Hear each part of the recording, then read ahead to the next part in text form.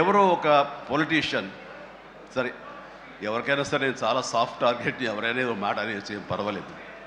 అలాగా ఒక పొలిటీషియన్ నన్ను అకారణంగా, నేను ఇప్పుడు పాలిటిక్స్ చాలా దూరంగా ఉన్నా సరే నా గురించి ఏదో అవాకులు చవాకులు ఆయన పేలినప్పుడు, ఆయన మరొక చోటకి ఏదో ఒక ముంపు ప్రాంతానికి ఆయన వెళ్ళటం జరిగింది. అక్కడ ఒక స్త్రీ, ఒక ప్రౌఢ ఆవిడ, అది మిడిల్ ఏజ్ ఉంటుందేమో, మిడిల్ ఏజ్ ఆవిడ తను పట్టుకుని నానా మాటలు తిడుతుంటే, నీకు ఎలా మనసు వచ్చింది చిరంజీవిని అనటానికి, అది అని తిడుతుంటే నాకు అనిపించింది, మామూలుగా మన మాస్ ఫ్యాన్ కదా ఆవిడ, చాలా గౌరవప్రదమైన కుటుంబంలో ఉన్నటువంటి మనిషిలాగా అనిపించింది గృహిణి.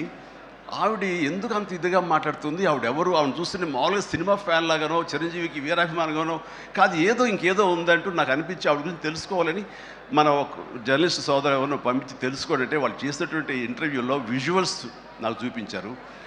ఏంటమ్మా అంత ఇదిగా ఆయనకి వీరాభిమానం అంటే, అభిమానం సినిమాభిమానం కాదయ్యా, ఆయన వ్యక్తిత్వానికి అభిమానం అంటే చెప్పినప్పుడు నా మనసు టచ్ అయింది.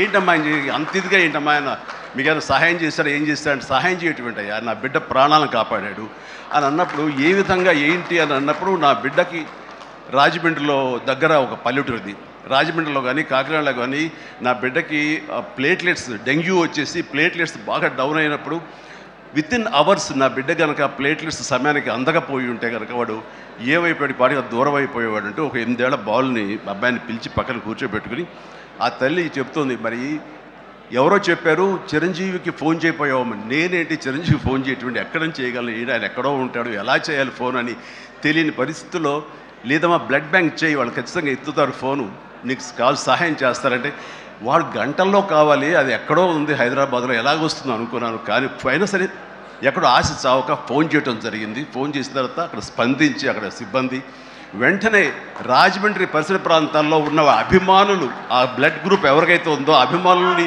వెంటనే పంపించేయడం ఏంటి, అవర్స్లో వాళ్ళు హాస్పిటల్కి, నియరెస్ట్ హాస్పిటల్కి వెళ్ళి బ్లడ్ ఇవ్వటం ఏంటి, దాని నుంచి ప్లేట్లెట్స్ వేరు చేయటువంటి, ఆ బిడ్డకి ఎక్కించడం ఏంటి, తెల్లారిసరికి ఆ బిడ్డ మళ్ళీ తిరిగి ఎంతో ప్రాణాలతో బతికాడు. ఇది ఈడనయ్యేవాడు. ఆయన కనుక సమయానికి చేయకపోయి ఉంటే నా బిడ్డ ఏమైపోయాడు. అలాంటి మనిషిన ఈ తుచ్చులు నీచులు కలిసిందని మాట్లాడతారు. వాడిని నాకు సరిపోలేదు, దగ్గరికి వెళ్ళి ఉంటే ఏమి చేసేదాన్ని అని చెప్పేసి అప్పుడు అంటుంటే